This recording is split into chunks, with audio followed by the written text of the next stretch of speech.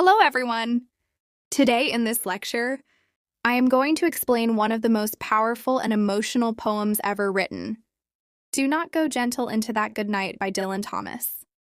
But before we begin, if you are new to my channel, please don't forget to like this video and subscribe to the channel.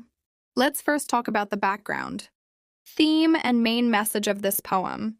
Then I will explain it line by line in the simplest way possible. Actually, Dylan Thomas wrote this poem for his father, who was very old and sick at the time.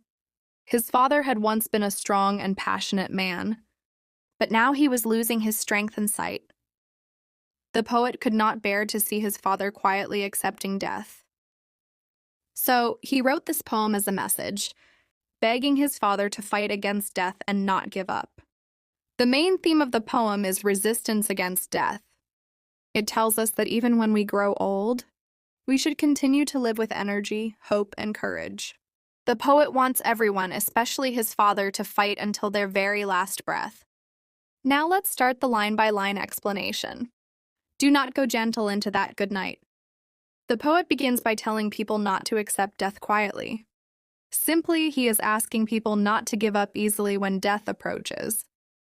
The phrase, that good night, is a poetic way of describing death, as night often symbolizes darkness or the end of life. The words do not go gentle mean not to accept death calmly or peacefully. Instead, the poet urges everyone to resist it with strength and determination. He is encouraging people to fight against dying and to keep their passion for life alive until their very last breath. In simple words, he is saying, don't die quietly, fight to live until the end. And then says, old age should burn and rave at close of day. It means that when people reach old age, they should still live with passion, energy, and determination instead of becoming weak or quiet. The phrase close of day refers to the end of life, just like how the day ends with sunset. The words burn and rave mean that even when life is nearing its end, people should remain full of spirit, emotion, and fire. The poet believes that old age should not be a time of calm surrender, but a time to fight bravely against the approach of death.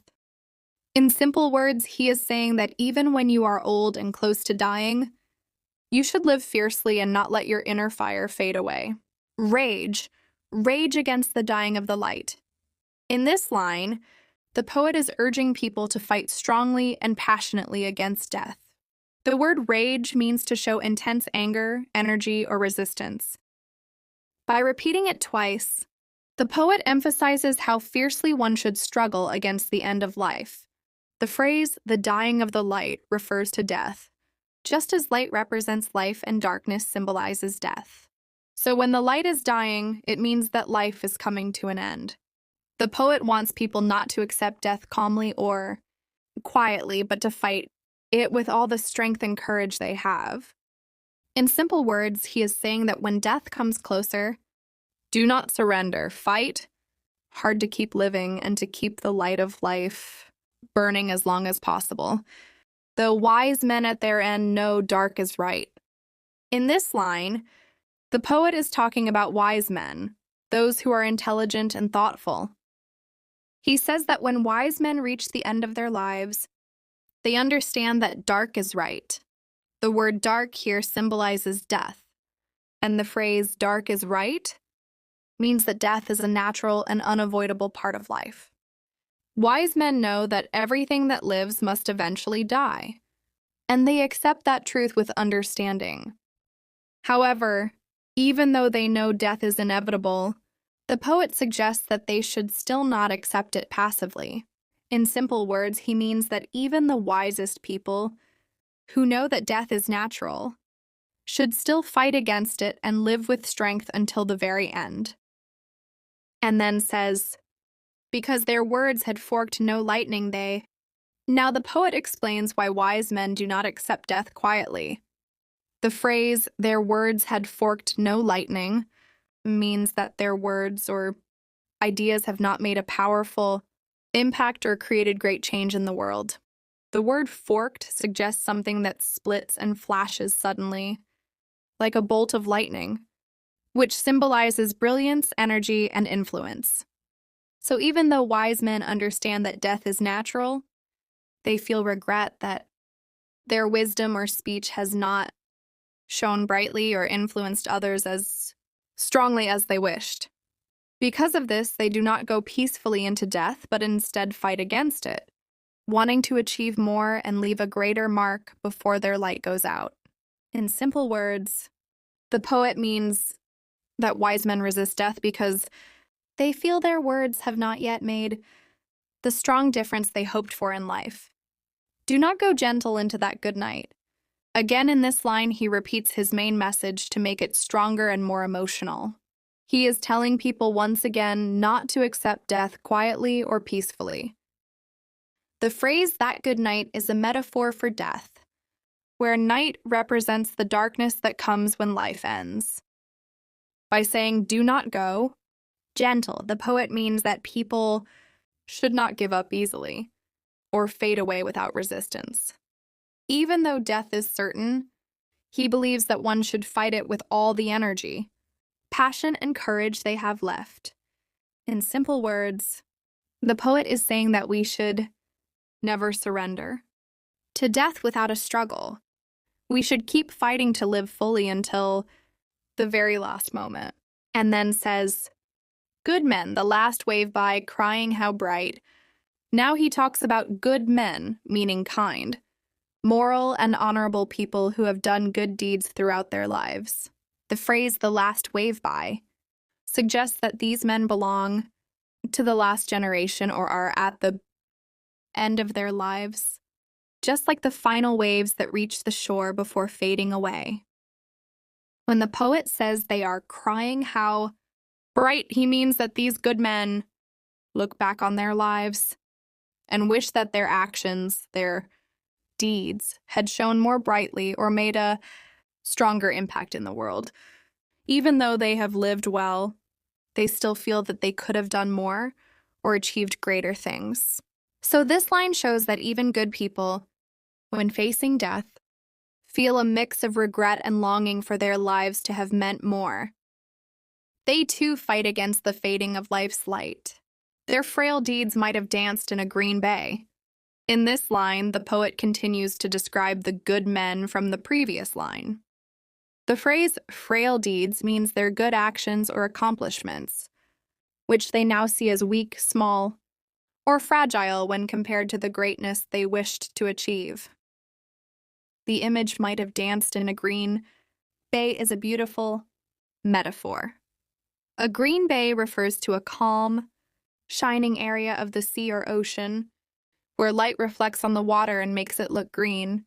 So when Dylan Thomas says their frail deeds might have danced in a green bay, he means that the good men wish their small acts had shone more brightly, like sunlight sparkling and dancing on the water's surface. It expresses their regret that their good deeds, though meaningful, were not as powerful or as lasting as they wanted them to be. Through this image, the poet shows that even noble people wish to leave behind a brighter legacy before death takes them. Rage against the dying of the light. Once again, Thomas repeats his powerful command to fight against death. The word rage means to fight with great passion and anger, not to accept something quietly. The phrase, the dying of the light, is a metaphor for death, the moment when life fades away, just as light disappears when night comes. So when Dylan Thomas says rage against the dying of the light, he is urging people not to give up easily as they approach the end of life. Instead, they should struggle with all their strength, spirit, and courage to keep living and creating meaning. The repetition of the word rage emphasizes his deep emotional plea. It's not just about survival, but about living with intensity and purpose until the very last moment. And then says, wild men who caught and sang the sun in flight. In this line, Dylan Thomas describes wild men, which refers to the people who have lived boldly and passionately, often chasing adventure and excitement. The phrase caught and sang the sun in flight is a poetic way of saying that These men lived life to the fullest, celebrating its beauty and energy while it lasted. Caught the sun suggests they tried to seize or hold on to life's brightest moments, while sang the sun in flight means they rejoiced in life's movement and change. They sang and celebrated life even as time was passing by, like the sun moving across the sky. However, the use of in flight also hints that they could not truly hold on to it. The sun keeps moving just as time keeps slipping away, and learn too late they grieve it on its way. Dylan Thomas continues describing the wild men, after living a life full of excitement and passion. These men realize only when it's too late that life is slipping away. The phrase, they grieve it on its way, means they mourn or feel sorrow as life passes by, just like someone watching the sun set and realizing they can't stop it from disappearing. The words too late show regret. These men were so busy celebrating and chasing pleasure that they didn't think about the passing of time. Now, as death approaches, they finally understand how precious life was and feel pain that they cannot hold on to it any longer. Through this line, the poet reminds us that even those who live freely and joyfully must one day face the sadness of losing the very life they once celebrated. Do not go gentle into that good night. In this line, Dylan Thomas repeats the poem's main message to emphasize its emotional power. He is urging people not to accept death quietly or peacefully. The phrase, that good night, is a poetic way of referring to death. It sounds calm and gentle, but Thomas challenges that calmness. When he says, do not go gentle, he means people should resist death with strength, passion, and determination instead of giving up easily. Grave men near death who see with blinding sight. Now he speaks about grave men, serious or thoughtful people who are close to death. The word grave carries a double meaning. It refers both to their seriousness and to the fact that they are near the grave, meaning close to death. The phrase, who see with blinding sight, suggests that even as their physical eyesight fades, they gain a deeper spiritual or emotional vision. As they approach death, they begin to see truths about life more clearly than ever before. The paradox of blinding sight means that although their eyes may grow dim, their inner understanding becomes bright and powerful. Blind eyes could blaze like meteors and be gay. In this line, Dylan Thomas continues to describe the grave men who are near death. Even though their eyes are blind or weak, the poet imagines that they could still blaze like meteors, meaning their spirit and inner strength could still shine brightly, just like a meteor that lights up the dark sky for a brief but powerful moment. The word gay here means joyful or full of life, not sadness. So even as they face death, these men can still burn with passion, energy, and light. The poet is using this image to show that the human spirit can remain strong and radiant even when the body is failing. He is saying that people should live with intensity and vitality until their very last breath, refusing to fade quietly into death. Rage against the dying of the light. Dylan Thomas repeats his powerful message with great emotion and urgency.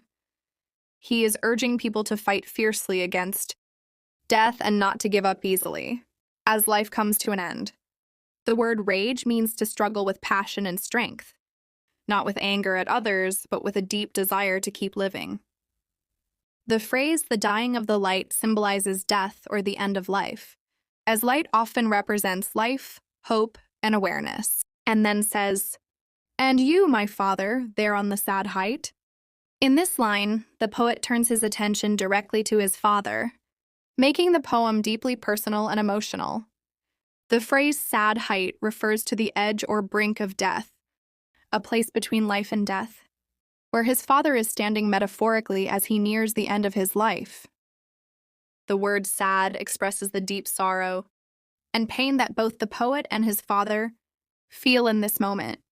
By addressing his father directly, Dylan Thomas shows his love, respect, and desperation. He sees his father as being at a height, which can also suggest dignity or greatness. as if he stands tall even in his final struggle. Curse bless me now with your fierce tears, I pray. In this line, he speaks directly to his dying father with deep emotion and desperation. He is begging his father to show any strong reaction, whether it's anger or love. The phrase fierce tears shows that the poet's father is crying powerfully, not weakly, which reflects the strength of his feelings even in the face of death. By saying, I pray, the poet pleads for his father's response, showing how much he wants to connect with him one last time. The mix of curse and bless suggests that, to the poet, any expression of emotion is valuable. It proves his father is still fighting and alive in spirit. Altogether, this line shows the son's longing for his father to resist death and to meet the end with powerful emotion, rather than quiet surrender. And then says, do not go gentle into that good night. He repeats his plea to his father, don't go quietly into death. Stay strong. And then says, rage against the dying of the light. The poem ends with the same powerful line, but this time it feels more personal, more emotional, and full of love. It is not only a message to his father, but to all of us, to live every moment with passion and courage until the very end. I hope you have enjoyed this lecture, but please like the video and subscribe the channel. Thank you.